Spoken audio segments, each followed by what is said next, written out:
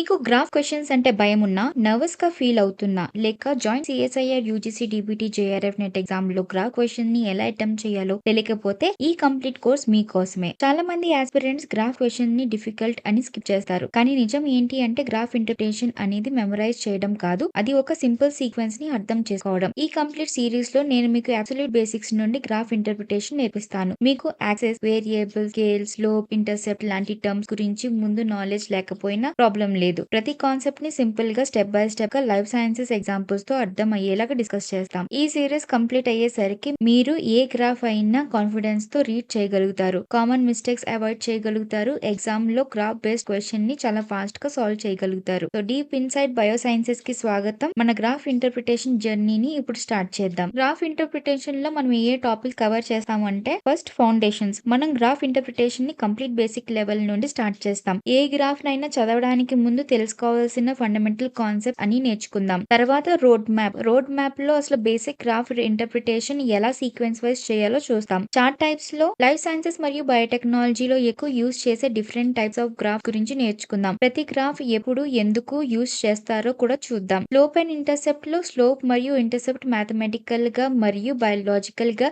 ఏమి రిప్రజెంట్ చేస్తాయో అర్థం చేసుకుందాం. ఈ కాన్సెప్ట్ గ్రాఫ్ లో ట్రెండ్స్ మరియు రేట్స్ ని కరెక్ట్ గా ఇంటర్ప్రిట్ చేయడానికి హెల్ప్ చేస్తాయి. మ్యాథమెటికల్ కర్వ్స్ లో ఇంపార్టెంట్ మ్యాథమెటికల్ కర్వ్స్ ని ఐడెంటిఫై చేయడం మరియు వాటి బయోలాజికల్ సిగ్నిఫికెన్స్ ని అర్థం చేసుకుందాం. దీని వల్ల కాంప్లెక్స్ గ్రాఫ్స్ కూడా ఈజీగా ఇంటర్ప్రిట్ చేయగలుగుతాం. డు నాట్ కన్ఫ్యూజ్ కాన్సెప్ట్స్ లో స్టూడెంట్స్ ఎక్కువ కన్ఫ్యూజ్ అయ్యే గ్రాఫ్ కాన్సెప్ట్ ని కంపేర్ చేసి వాటి మధ్య డిఫరెన్సెస్ ని ఈజీగా గుర్తించడం నేర్చుకుందాం. దీని వల్ల ఎగ్జామ్ లో కామన్ మిస్టేక్స్ అవాయిడ్ చేయొచ్చు. Summary chart of similar looking graphs లో చూడడానికి ఒకేలా కనిపించే గ్రాఫ్స్ ని కంపేర్ చేసి వాటి యాక్చువల్ మీనింగ్ ఏంటి అనేది క్విక్ సమ్మరీ చార్ట్ లో నేర్చుకుందాం. ఇది ఎగ్జామ్ ముందు ఫాస్ట్ రివిజన్ కి చాలా యూస్ఫుల్ అవుతుంది. కంపారిజన్ స్నాప్ షాట్ లో మల్టిపుల్ గ్రాఫ్స్ ని క్విక్ గా కంపేర్ చేసి వాటి కీ డిఫరెన్సెస్ ని ఐడెంటిఫై చేయడం నేర్చుకుందాం. ఎంటికల్ క్వశ్చన్ సాల్వ్ చేయడానికి ఇది చాలా ఇంపార్టెంట్ స్కిల్. బయోలాజికల్ అప్లికేషన్స్ లో గ్రాఫ్ ఇంటర్ప్రిటేషన్ ని రియల్ లైఫ్ సైన్సెస్ మరియు బయోటెక్నాలజీ టాపిక్స్ లో ఎలా అప్లై చేస్తారో ఎగ్జాంపుల్స్ తో చూద్దాం. ప్రతి గ్రాఫ్ ని ప్రాక్టికల్ బయోలాజికల్ కాన్సెప్ట్ తో కనెక్ట్ చేస్తాం. ఎగ్జామ్ ప్రిపరేషన్ కి కాంపిటేటివ్ ఎగ్జామ్ లో గ్రాఫ్ బేస్డ్ క్వశ్చన్ ని సిస్టమాటిక్ గా ఎలా సాల్వ్ చేయాలో నేర్చుకుందాం. యాక్యురసీ, స్పీడ్ మరియు స్మార్ట్ థింకింగ్ మీద ఫోకస్ చేస్తాం. వర్క్డ్ ఎగ్జాంపుల్స్ లో ప్రీవియస్ ఇయర్ క్వశ్చన్స్ మరియు మోడల్ క్వశ్చన్స్ ని స్టెప్ బై స్టెప్ కలిసి సాల్వ్ చేద్దాం.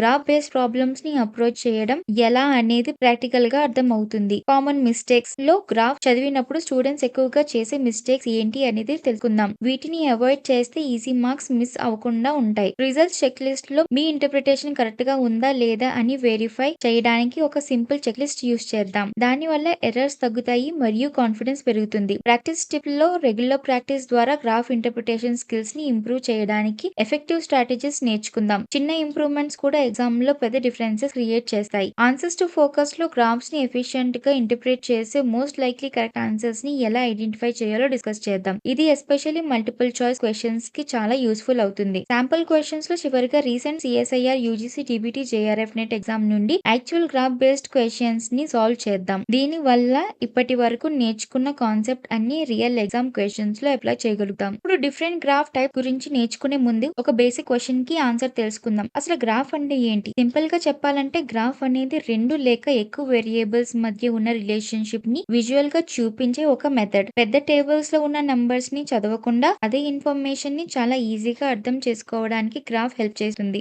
లెఫ్ట్ సైడ్ లో రెండు యాక్సెస్ ఉన్నాయి. హారిజాంటల్ లైన్ ని ఎక్స్ యాక్సిస్ అంటారు. ఇది యూజువల్లీ ఇండిపెండెంట్ వేరియబుల్ ని రిప్రజెంట్ చేస్తుంది. అంటే ఎక్స్పెరిమెంట్ లో మనం చేంజ్ చేసే variable. Vertical line dependent variable ని రిప్రజెంట్ చేస్తుంది. అంటే ఇండిపెండెంట్ వేరియబుల్ చేంజ్ అయినప్పుడు మనం మెజర్ చేసే రెస్పాన్స్. గ్రాఫ్ లో ఉన్న ప్రతి పాయింట్ ఒక అబ్జర్వేషన్ లేదా ఎక్స్పెరిమెంట్ లో కలెక్ట్ చేసిన డేటాని రిప్రజెంట్ చేస్తుంది. ఈ పాయింట్స్ ని కనెక్ట్ చేస్తే మనకి ఒక ప్యాటర్న్ లేదా ట్రెండ్ కనిపిస్తుంది. గ్రాఫ్ మనకి మూడు ఇంపార్టెంట్ విషయాలు చెప్తుంది. మొదటిది డేటా, అంటే ఎక్స్పెరిమెంట్ లో కలెక్ట్ చేసిన వాల్యూస్. రెండోది రిలేషన్షిప్, అంటే ఇండిపెండెంట్ వేరియబుల్ మారితే డిపెండెంట్ వేరియబుల్ ఎలా చేంజ్ అవుతుందో చెప్తుంది. ఇక్కడ ఇండిపెండెంట్ వేరియబుల్ అంటే గుర్తుపెట్టుకోండి X axis and dependent variable అంటే వై యాక్సిస్. మూడోది మీనింగ్, అంటే ఆ ప్యాటర్న్ వెనుక ఉన్న సైంటిఫిక్ కంక్లూజన్ ఏంటి అని. ఒక ఇంపార్టెంట్ పాయింట్ గుర్తుపెట్టుకోండి, ప్రతి పిక్చర్ గ్రాఫ్ కాదు. ఒక ప్రాపర్ గ్రాఫ్ ని క్లియర్ వేరియబుల్స్, లేబుల్డ్ యాక్సిస్ మరియు కరెక్ట్ స్కేల్ కంపల్సరీగా ఉండాలి. లైఫ్ సైన్సెస్ మరియు బయోటెక్నాలజీలో ఎగ్జామ్ కైనెటిక్స్ నుండి cell growth studies, drug dose response, population biology, ecology, molecular biology, biostatistics వరకు ఆల్మోస్ట్ ఆల్మోస్ట్ ప్రతి టాపిక్ లో గ్రాఫ్స్ యూస్ అవుతాయి. కాబట్టి గ్రాఫ్ ఇంటర్ప్రిటేషన్ నేర్చుకోవడం చాలా ఇంపార్టెంట్. ఇప్పుడు గ్రాఫ్ అంటే ఏంటి అని తెలుసుకున్నాం. నెక్స్ట్ ప్రతి గ్రాఫ్ కి ఫౌండేషన్ అయిన కోఆర్డినేట్ ప్లేన్ గురించి అర్థం చేసుకుందాం. ఇది క్లియర్ గా అర్థమైతే గ్రాఫ్ రీడింగ్ చాలా ఈజీ అవుతుంది. ఎక్స్ యాక్సిస్ మరియు వై యాక్సిస్ కలిసే పాయింట్ ని ఒరిజిన్ అంటారు. దాని కోఆర్డినేట్ 0 0. గ్రాఫ్ లో ఉన్న ప్రతి పాయింట్ ఈ ఒరిజిన్ నుండి మెజర్ చేస్తారు. కోఆర్డినేట్స్ ని ఎప్పుడు ఆర్డర్డ్ పేర్ లాగా రాస్తారు. అంటే ఎక్స్ ఫస్ట్ తర్వాత వై రాస్తారు. ఉదాహరణకి 3 5 అంటే ముందు ఎక్స్ యాక్సిస్ మీద 3 యూనిట్స్ మూవ్ అయ్యి తర్వాత వై యాక్సిస్ మీద 5 యూనిట్స్ పైకి వెళ్ళాలి. కోఆర్డినేట్ ప్లేన్ ని 4 క్వాడ్రంట్స్ గా డివైడ్ చేస్తారు. క్వాడ్రంట్ 1 లో x positive y positive, quadrant 2 లో x negative y positive, quadrant 3 లో 2 నెగిటివ్, క్వాడ్రంట్ 4 లో x positive y negative. Directions గుర్తుపెట్టుకోండి. రైట్ వెళ్తే ఎక్స్ ఇంక్రీజ్ అవుతుంది, లెఫ్ట్ కి వెళ్తే ఎక్స్ డిక్రీజ్ అవుతుంది. అలాగే పైకి వెళ్తే వై ఇంక్రీజ్ అవుతుంది, కిందకి వెళ్తే వై డిక్రీజ్ అవుతుంది. లైఫ్ సైన్సెస్ గ్రాఫ్ లో usually x axis independent variable ని రిప్రజెంట్ చేస్తుంది. ఎగ్జాంపుల్ టైం, డోస్ లేదా concentration. Y axis dependent variable ని రిప్రజెంట్ చేస్తుంది. ఎగ్జాంపుల్ గ్రోత్, ఎంజైమ్ యాక్టివిటీ లేదా రెస్పాన్స్. చివరిగా స్లోప్ గురించి గుర్తుపెట్టుకోండి. పాజిటివ్ స్లోప్ అంటే 2 వేరియబుల్స్ కలిసి ఇంక్రీజ్ అవుతాయి. నెగిటివ్ స్లోప్ అంటే ఒక వేరియబుల్ ఇంక్రీజ్ అయ్యి ఇంకొకటి డిక్రీజ్ అవుతుంది. గ్రాఫ్ ఇంటర్ప్రిటేషన్ లో స్టూడెంట్స్ ఎక్కువ చేసే మిస్టేక్ ఏంటి అంటే స్కేల్ ని ఇగ్నోర్ చేయడం. కాబట్టి ఏ గ్రాఫ్ అయినా చూసిన ముందు ఫస్ట్ స్కేల్ చెక్ చేయడం హ్యాబిట్ చేసుకోండి. ఎందుకంటే ఒకేలా కనిపించే డిస్టెన్స్ డిఫరెంట్ స్కేల్స్ లో కంప్లీట్ డిఫరెంట్ వాల్యూస్ ని రిప్రజెంట్ చేయొచ్చు. ముందుగా లీనియర్ స్కేల్ గురించి చూద్దాం. ఇక్కడ ఈక్వల్ డిస్టెన్సెస్ అంటే ఈక్వల్ ఎడిషన్. ఉదాహరణకి 0 10 20 30 40 అంటే ప్రతి స్టెప్ 10 యూనిట్స్ ఇంక్రీజ్ అవుతుంది. ఈ స్కేల్ ని cell count, height, weight, time, temperature, absorbance లాంటి మెజర్మెంట్స్ కి ఎక్కువగా యూస్ చేస్తారు. Next logarithmic scale. ఇక్కడ ఈక్వల్ డిస్టెన్స్ అంటే ఈక్వల్ ఎడిషన్ కాదు, ఈక్వల్ మల్టిప్లికేషన్. ఎగ్జాంపుల్ 1 నుండి 10 100 1000 ఇలా ప్రతి స్టెప్ 10 టైమ్స్ ఇంక్రీజ్ అవుతుంది. Bacterial growth, gene expression, viral load, antibody titre, pH, enzyme kinetic graphs లో ఈ స్కేల్ చాలా కామన్. ఇప్పుడు బ్రోకెన్ యాక్సిస్ ని గమనించండి. యాక్సిస్ మధ్యలో ఉన్న బ్రేక్ సింబల్ అంటే స్కేల్ లో కొంత పార్ట్ స్కిప్ చేశారు అని అర్థం. ఇది గ్రాఫ్ ని కాంపాక్ట్ గా చూపించడానికి యూస్ చేస్తారు. కానీ బ్రేక్ ని గమనించకపోతే డిఫరెన్సెస్ ఎక్కువగా ఉన్నట్టు అనిపించవచ్చు. కాబట్టి గ్రాఫ్ ని ఇంటర్ప్రిట్ చేయడానికి ముందు, స్లోప్ కంపేర్ చేయడానికి ముందు, ఫోల్డ్ చేంజ్ క్యాలిక్యులేట్ చేయడానికి ముందు ఫస్ట్ యాక్సిస్ లేబుల్స్ మరియు స్కేల్ ని కంపల్సరీ చెక్ చేయండి. అదే డిస్టెన్స్ అయినా స్కేల్ బట్టి మీనింగ్ పూర్తిగా మారవచ్చు. ఇప్పటి నుండి మనం ప్రతి గ్రాఫ్ ని ఒక ఫిక్స్డ్ సీక్వెన్స్ లో రీడ్ చేద్దాం. ఈ 6 స్టెప్స్ ని బాగా నేర్చుకుంటే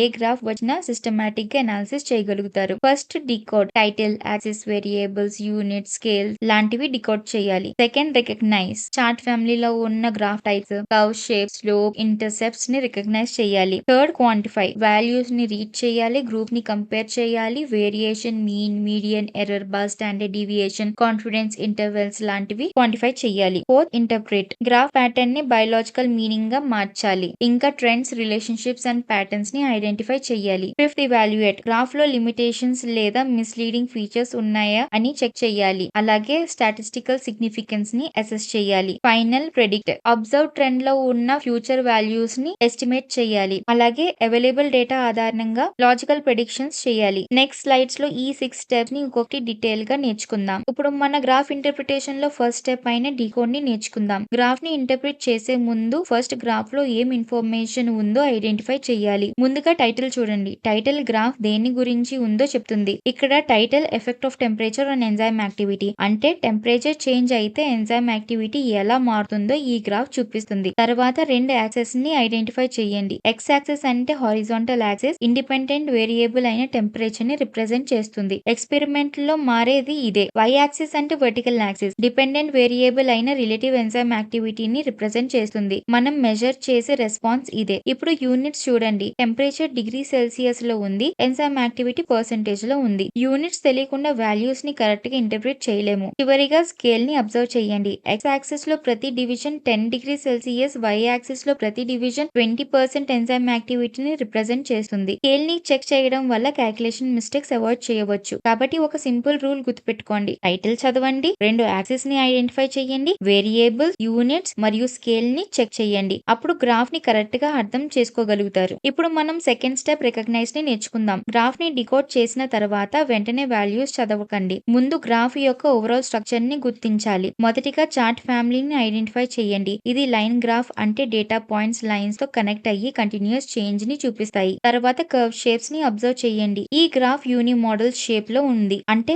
ఒకసారి పీక్ రీచ్ అయ్యి తర్వాత కిందకి వస్తుంది. ఇప్పుడు స్లోప్ ని చూడండి. 0 నుండి 40°C వరకు స్లోప్ పాజిటివ్ ఉంటుంది, ఎందుకంటే ఎంజైమ్ యాక్టివిటీ ఇంక్రీజ్ అవుతుంది. 40°C దగ్గర స్లోప్ 0 అవుతుంది, ఎందుకంటే గ్రాఫ్ హైయెస్ట్ పాయింట్ ని చేరుకుంది. 40 నుంచి 60°C వరకు స్లోప్ నెగటివ్ అవుతుంది, ఎందుకంటే ఎంజైమ్ యాక్టివిటీ డిక్రీజ్ అవుతుంది. చివరిగా ఇంటర్సెప్ట్స్ ని ఐడెంటిఫై చేయండి. గ్రాఫ్ లో y ఇంటర్సెప్ట్ అప్రాక్సిమేట్లీ 3% ఉంది, అంటే 0° దగ్గర ఎంజైమ్ యాక్టివిటీ 3% ఉంది. డిస్ప్లే చేసిన రేంజ్ లో x ఇంటర్సెప్ట్ లేదు. కాబట్టి ఒక రూల్ గుర్తుపెట్టుకోండి, ముందు గ్రాఫ్ స్ట్రక్చర్ ని రికగ్నైజ్ చేయండి, ఆ తర్వాత ఎగ్జాక్ట్ వాల్యూస్ చదవండి. ఇప్పుడు మన థర్డ్ స్టెప్ క్వాంటిఫై. ఇప్పటి వరకు మన గ్రాఫ్ ని ఎలా డికోడ్ చేయాలో ఇంకా ఎలా రికగ్నైజ్ చేయాలో నేర్చుకున్నాం. ఇప్పుడు గ్రాఫ్ ఇంటర్ప్రిటేషన్ లో చాలా ఇంపార్టెంట్ స్టెప్ అయిన క్వాంటిఫై ని నేర్చుకుందాం. క్వాంటిఫై అంటే నంబర్స్ ని యూజ్ చేసి ఎగ్జాక్ట్ గా మెజర్ చేయడం. ట్రీట్మెంట్ చాలా బెటర్ గా ఉందని ఈ గ్రాఫ్ చూస్తే అర్థమవుతుంది. కానీ మనం ఆన్సర్ చేయాల్సిన క్వశ్చన్స్ ఏంటంటే, ట్రీట్మెంట్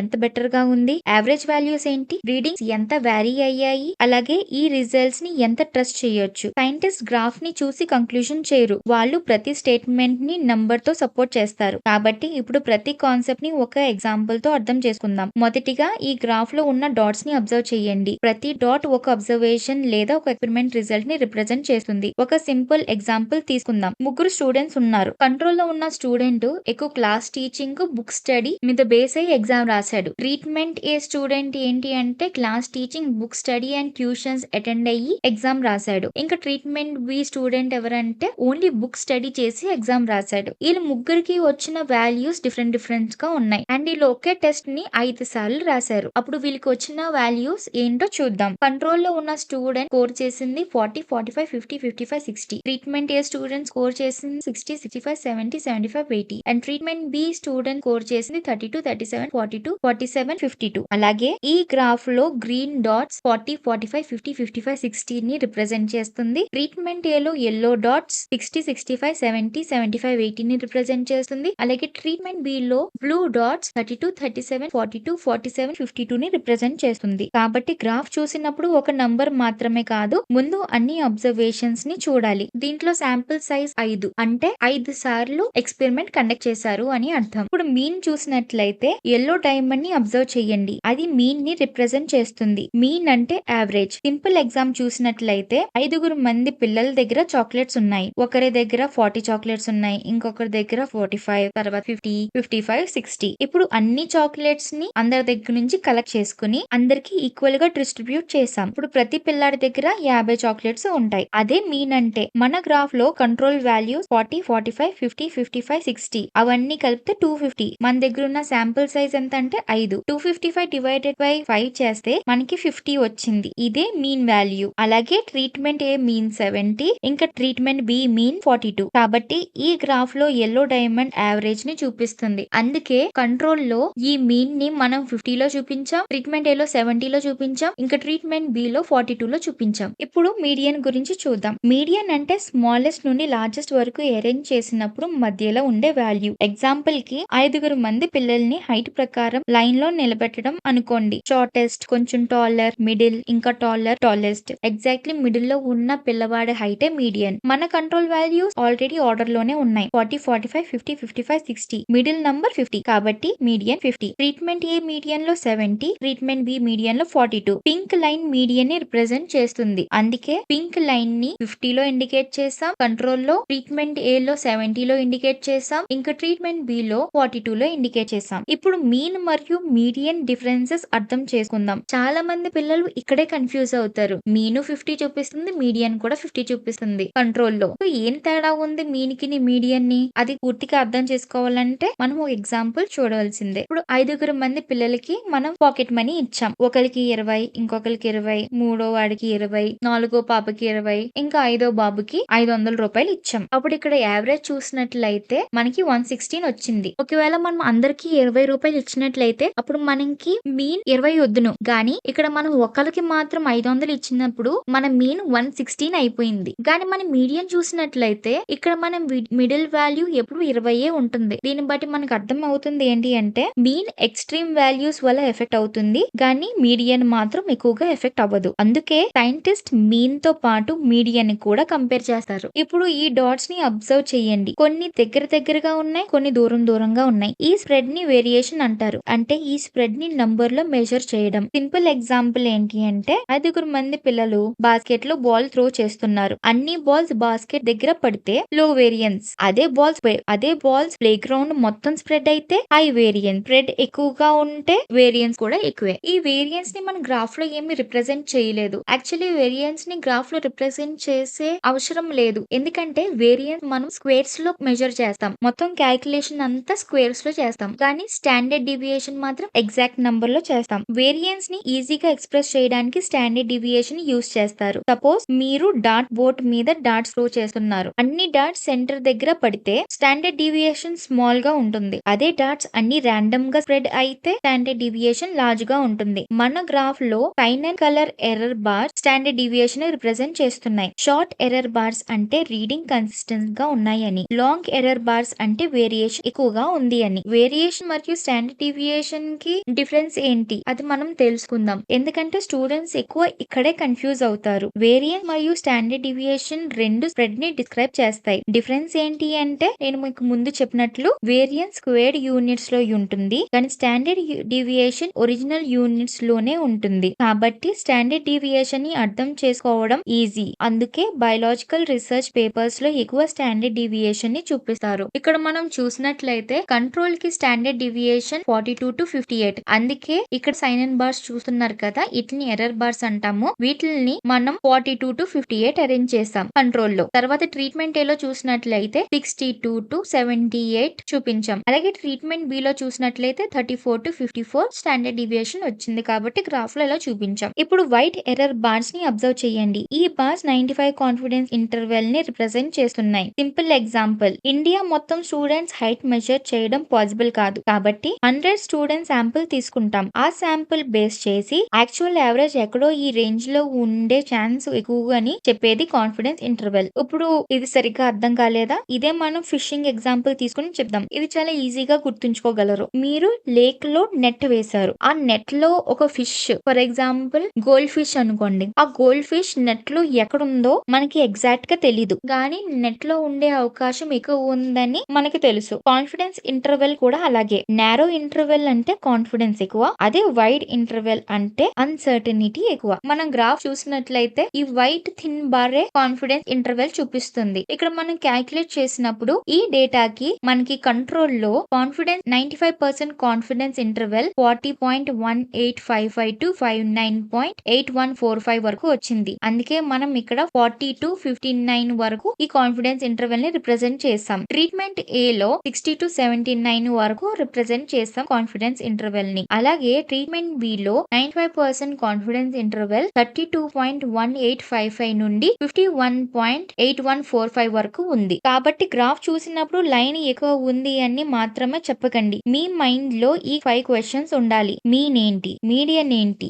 వేరియేషన్ ఎంత, స్టాండర్డ్ డీవియేషన్ ఎంత, కాన్ఫిడెన్స్ ఇంటర్వెల్ ఎంత. ఈ క్వశ్చన్ కి ఆన్సర్ చేయగలిగితే మీరు గ్రాఫ్ ని సక్సెస్ఫుల్ క్వాంటిఫై చేసినట్టే. ఇక్కడ మన ఆబ్జెక్టివ్ గ్రాఫ్ ఇంటర్ప్రిటేషన్ కోసమే ఈ స్టాటిస్టికల్ కాన్సెప్ట్ ని కన్సెప్చువల్ గా అర్థం చేసుకోవడానికి మాత్రమే రిప్రజెంట్ చేసాం. వేరియన్స్, స్టాండర్డ్ డీవియేషన్ మరియు 95% కాన్ఫిడెన్స్ ఇంటర్వెల్ ని మ్యాథమెటికల్ గా ఎలా క్యాలిక్యులేట్ చేయాలో మనం యూనిట్ 14 మెథడ్స్ ఇన్ బయాలజీలో కంప్లీట్ డీటెయిల్ గా నేర్చుకుందాం. అక్కడ formulas, calculations, example, short cuts మరియు ఎగ్జామ్ ఓరియంటెడ్ ప్రాబ్లమ్స్ అన్ని డీటెయిల్ గా డిస్కస్ చేద్దాం. ఇప్పుడు మన 4th స్టెప్ ఇంటర్ప్రిట్. ఇప్పటి వరకు గ్రాఫ్ ని డికోడ్ చేసాం, స్ట్రక్చర్ ని రికగ్నైజ్ చేసాం, వాల్యూస్ ని క్వాంటిఫై చేసాం. ఇప్పుడు ముఖ్యమైన క్వశ్చన్, ఈ గ్రాఫ్ బయోలాజికల్ గా ఏం చెప్తుంది? ముందుగా విజువల్ ప్యాటర్న్ ని అబ్జర్వ్ చేయండి. గ్రాఫ్ లో స్లో రైజ్, తర్వాత ర్యాపిడ్ రైజ్, ఆ తర్వాత ప్లాట్యూ, చివరికి డిక్లైన్ కనిపిస్తున్నాయి. ఇప్పుడు ఈ ప్యాటర్న్ ని బయోలాజికల్ మీనింగ్ తో కనెక్ట్ చేద్దాం. లాగ్ ఫేజ్ లో బ్యాక్టీరియల్ సెల్స్ కొత్త ఎన్విరాన్మెంట్ ని అడాప్ట్ అవుతున్నాయి. లాగ్ ఫేజ్ లో సెల్స్ చాలా ఫాస్ట్ గా డివైడ్ అయ్యి ర్యాపిడ్ గ్రోత్ చూపిస్తున్నాయి. స్టేషనరీ ఫేజ్ లో న్యూట్రియన్స్ తగ్గడం వల్ల సెల్ డివిజన్ మరియు సెల్ డెత్ ఆల్మోస్ట్ ఈక్వల్ గా ఉంటాయి, కాబట్టి గ్రోత్ ప్లాట్యూ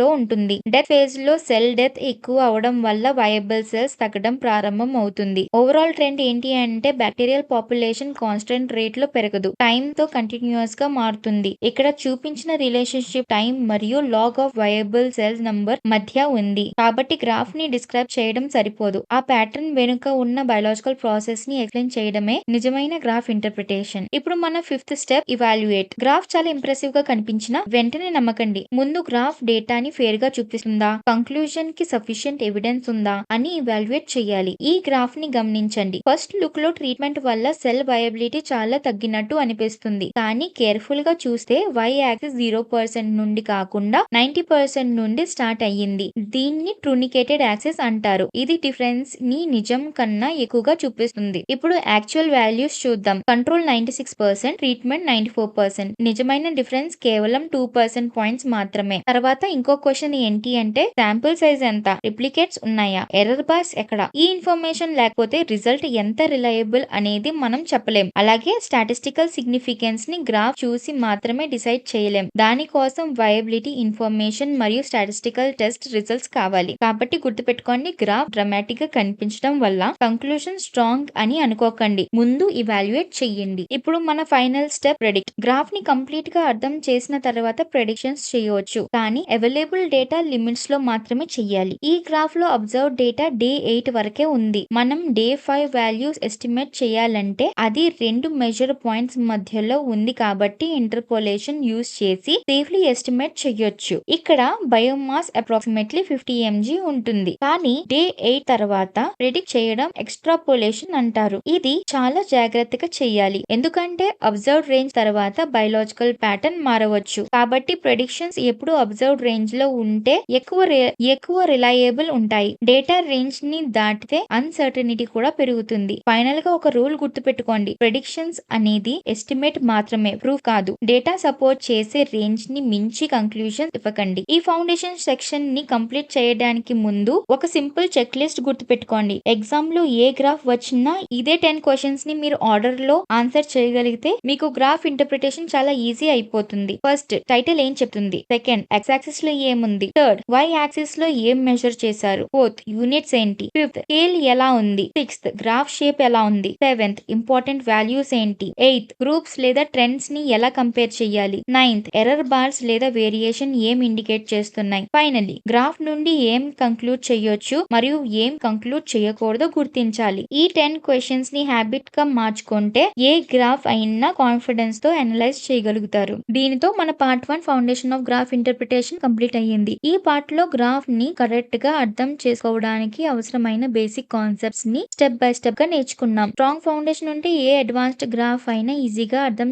అవుతుంది. పార్ట్ 2 లో మనం నెక్స్ట్ స్టేజ్ కి వెళ్ళబోతున్నాం. డిఫరెంట్ గ్రాఫ్ ఫ్యామిలీస్ గురించి నేర్చుకుందాం. ప్రతి గ్రాఫ్ టైప్ ని ఎలా ఐడెంటిఫై చేయాలి, లైఫ్ సైన్స్ అండ్ బయోటెక్నాలజీలో ఎక్కడ యూస్ చేస్తారో మరియు ఎగ్జామ్ లో వాటిని ఎలా ఇంటర్ప్రిట్ చేయాలో డీటెయిల్ గా డిస్కస్ చేద్దాం. మీకు ఈ వీడియో నచ్చినట్లయితే లైక్, షేర్ అండ్ సబ్స్క్రైబ్ చేయండి. అలాగే ఈ వీడియో మీకు ఇంగ్లీష్ మరియు హిందీలో కూడా అవైలబుల్ గా ఉంది. ఒకవేళ మీకు ఆ లాంగ్వేజ్ కంఫర్టబుల్ అయితే ఆ లాంగ్వేజ్ లో మీరు చూడగలుగుతారు.